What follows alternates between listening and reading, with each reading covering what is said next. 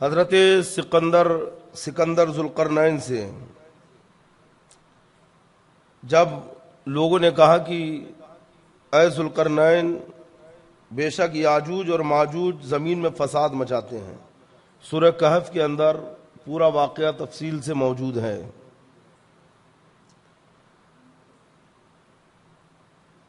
اسی کے نیچے ایک باب اور امام بخاری رضی اللہ تعالیٰ عنہ نے باندھا ہے، قول اللہ تعالی وَيَسْأَلُونَكَ عَنْ ذِي الْقَرْنَيْنِ، اے نبی آپ سے یہ ذوالقرنین کے بارے میں پوچھتے ہیں کہ سکندر ذوالقرنین کون ہیں؟ قُلْ سَأَتْلُو عَلَيْكُمْ مِنْهُ ذِكْرًا، آپ کہہ دیجئے کہ میں عنقریب اس کا ذکر کروں گا۔ اِنَّا مَكَّنَّا لَهُ فِي الْأَرْضِ، اللہ فرماتا ہے کہ ہم نے اسے زمین پر قابو دیا۔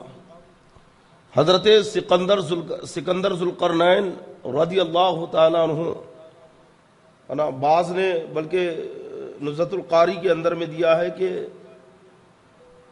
بعض لوگوں نے آپ کو انبیاء بھی کہا ہے، یعنی انبیاء میں سے شمار کیا ہے، نبی بھی کہا ہے بعض نے۔ یہ حضرت سیدنا خضر علیہ السلام کے خالہ زاد بھائی ہیں، پوری زمین کی بادشاہت آپ کو ملی تھی، خضر علیہ السلام آپ کے وزیر تھے۔ اللہ فرماتا ہم نے انہیں زمین پر قابو دیا۔ وَآتَيْنَاهُ مِن كُلِّ شَيْءٍ سَبَبًا، اور ہر چیز کے اسباب میں سے ایک سبب اسے عطا کیا۔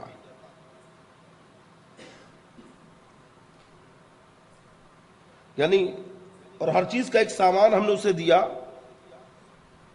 تو فَتَبَعَ السَّبَبَ، تو وہ ایک سامان کے پیچھے چلا۔ سکندر ذوالقرنین کی پوری روئے زمین پر حکومت تھی، آپ نے سفر بھی کیے ہیں، قرآن میں ان کے 3 سفر کا ذکر ہے، مشرق کی طرف، مغرب کی طرف، ایک سفر اور کیا انہوں نے۔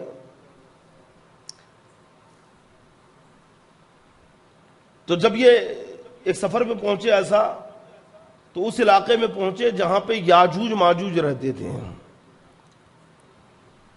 اور یاجوج ماجوج حضرت نوح علیہ السلام کے بیٹے یافس کی اولاد میں سے، اور انتہائی خونخوار، جو نکلتے تھے ربی کے موسم میں، فصلوں کو تباہ کر دیتے تھے، جانوروں کو مار کے، یہاں تک کہ انسانوں کو مار کے کھا لیتے تھے، اور اتنے خونخوار کہ شیر، چیتے، ریچھ، بھالو، سانپ، بچھو کچھ نہیں چھوڑتے تھے، سب کھا جاتے ہیں۔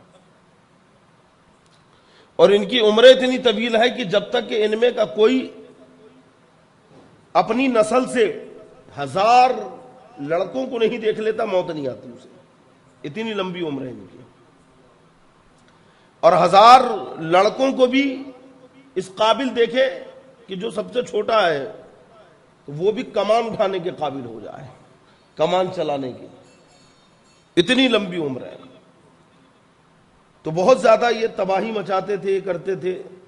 حضرت سکندر ذوالقرنین نے وہاں پہ دیوار کھینچ دی، سد سکندری جسے کہتے ہیں، 2 پہاڑوں کے بیچ میں آپ نے لوہے کی پلیٹیں رکھ کر، پھر اس کے اوپر تانبا پگھلا کے ڈالا، کوئلے، لکڑیاں رکھ کر اسے پگھلایا، یہاں تک کہ ایک مضبوط دیوار بنا دی، اور یہ سب کے سب یعنی یاجوج ماجوج اس دیوار کے پیچھے ہیں۔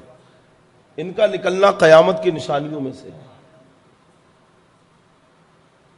بلکہ حدیث پاک میں یہ بھی بیان کیا گیا ہے کہ یہ روز دیوار توڑتے ہیں، کھودتے ہیں روز، اور پھر کہتے ہیں کہ شام ہو جاتی ہے، کہتے ہیں کل آ کے کھودیں گے۔ تو جب کل آتے ہیں دوسرے دن کھودنے کے لیے، تو پھر سے وہ دیوار بھر جاتی ہے، پھر کہتے ہیں دوسرے دن کھودیں گے۔ تو ایسا روز ہو رہا ہے، روز دیوار کھودنے کے لیے کرتے ہیں، لیکن روز پیک ہو جاتی ہے۔ نزہۃ القاری میں ہے کہ ایک ایسا بچہ ان کے یہاں پیدا ہوگا جو مسلمان ہوگا، یہ کہے گا بسم اللہ الرحمن الرحیم بول کر کھودو، وہ بسم اللہ الرحمن الرحیم بول کر کھودیں گے، یہاں تک کہ دیوار انڈے کے چھلکے کے برابر رہ جائے گی، اتنی بس باقی رہی انڈے کے چھلکے کے برابر. تو یہ کہیں گے کہ اب چلو کل توڑیں گے. تو لڑکا کہے گا کہ یوں کہو کہ انشاءاللہ کل توڑ دیں گے. تو جب دوسرے دن توڑنے کے لیے آئیں گے تو دیوار اتنی ہی ملے گی جتنی چھوڑے تھے, بھرے گی نہیں. اب بس توڑ دیں گے دیوار. اور جب نکلیں گے تو زمین میں فساد مچائیں گے, سب کو ماریں گے, قتل کریں گے, کھا جائیں گے, فصلیں تباہ کر دیں گے. یہاں تک کہ جب ان کا پہلا گروہ بحر تبریہ کے اوپر سے گزرے گا تو اس کا پانی وہ ایسا پی لیں گے کہ جب دوسرا گروہ آئے گا تو کہے گا کہ کسی زمانے میں یہاں پہ پانی ہوا کرتا تھا. حضرت سیدنا عیسیٰ علیہ السلام سارے مسلمانوں کو لے کر پہاڑی پہ چلے جائیں گے. پھر ان کی گردنوں میں کیڑے پیدا ہوں گے جس سے یہ مر جائیں گے.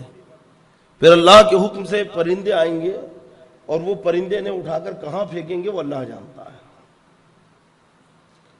تو یاجوج ماجوج کا نکلنا, ایک قول یہ بھی ہے کہ یاجوج ایک قوم ہے, ماجوج ایک قوم ہے, یا یاجوج ماجوج انہی سے یہ نسلیں چل رہی ہیں اور بہت ہوں گے, یہ کثیر تعداد.